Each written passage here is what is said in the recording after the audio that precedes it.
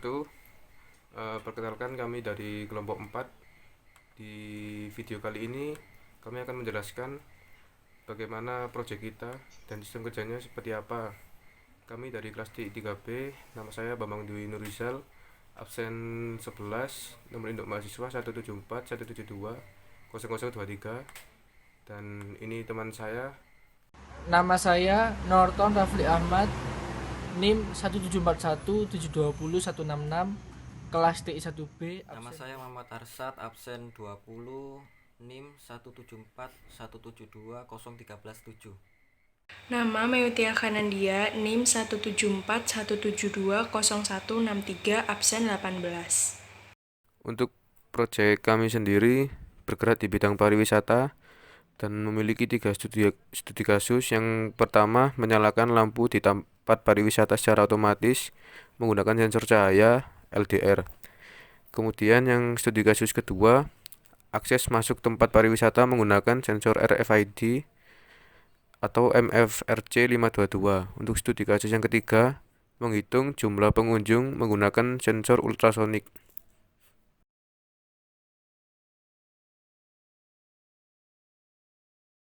Ketika nilai sensor lebih dari 700 atau ketika di tempat pariwisata hari sudah mulai gelap, maka seluruh lampu di tempat pariwisata tersebut akan dinyalakan secara otomatis.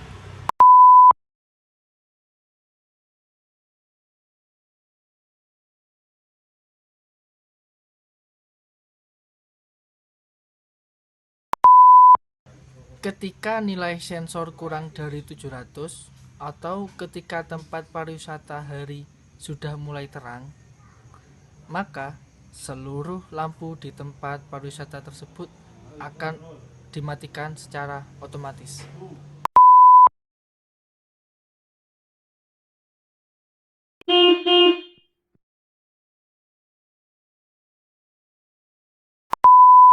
Ketika nilai sensor kurang dari 700 atau ketika di tempat wisata hari sudah terang, maka lampu di sekitar tempat pariwisatawan akan dimatikan secara otomatis.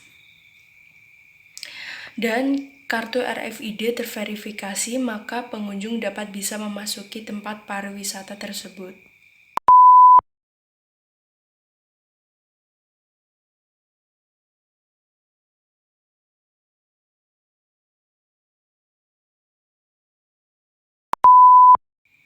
Ketika nilai sensor lebih dari 700 atau ketika di tempat pariwisata hari sudah mulai gelap, maka seluruh lampu di tempat pariwisata tersebut akan dinyalakan secara otomatis.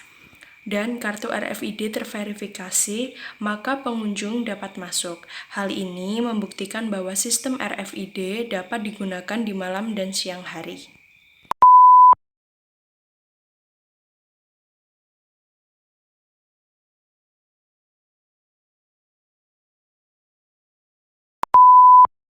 Selanjutnya, ketika nilai sensor kurang dari 700 atau ketika di tempat pariwisata hari sudah mulai terang, maka seluruh lampu di tempat pariwisata tersebut akan dimatikan secara otomatis. Dan kartu RFID tidak terverifikasi, maka pengunjung tidak diperbolehkan masuk. Hasilnya seperti berikut ini.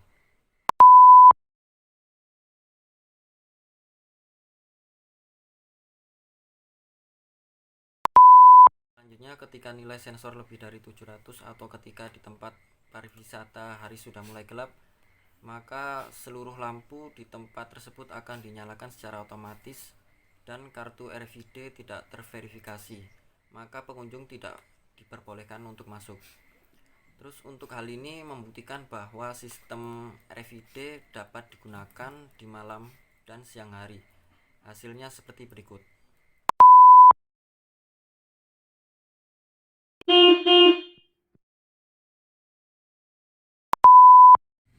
Jika kartu RFID telah terverifikasi, maka pengunjung diperbolehkan untuk masuk.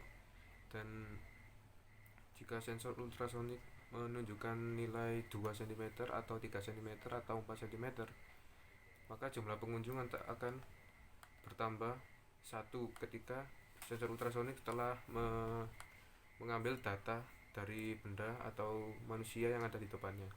Akan tetapi untuk proyek kita tidak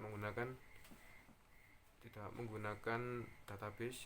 Jadi setiap di setiap ada pengunjung itu masih belum bisa mengesave datanya. Jadi ketika ada pengunjung atau ada benda di depannya akan bernilai satu terus. Jadi seperti itu. Untuk hasilnya bisa dilihat di slide berikut ini.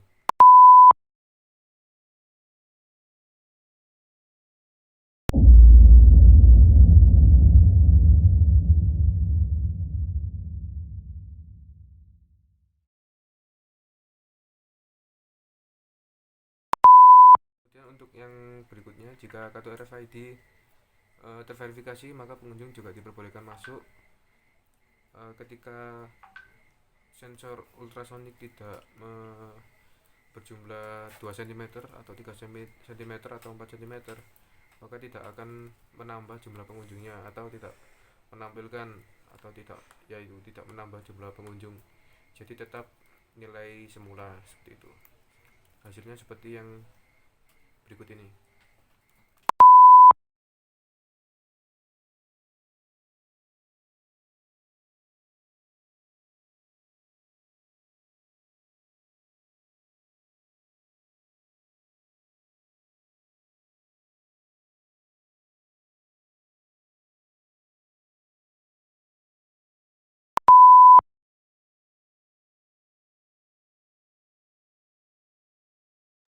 Bagaimana cara wisatawan masuk ke tempat yang ada di Kota Batu?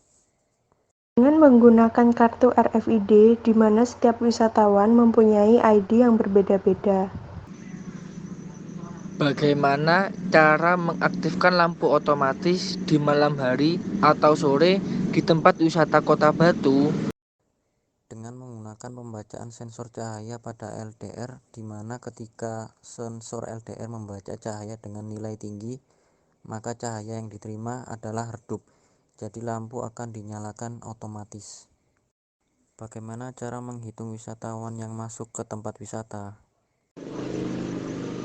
Dengan menggunakan sensor ultrasonik di mana setiap wisatawan yang masuk akan dianggap obstacle oleh ultrasonik dan sistem akan otomatis increment saat sensor ultrasonik membaca obstacle.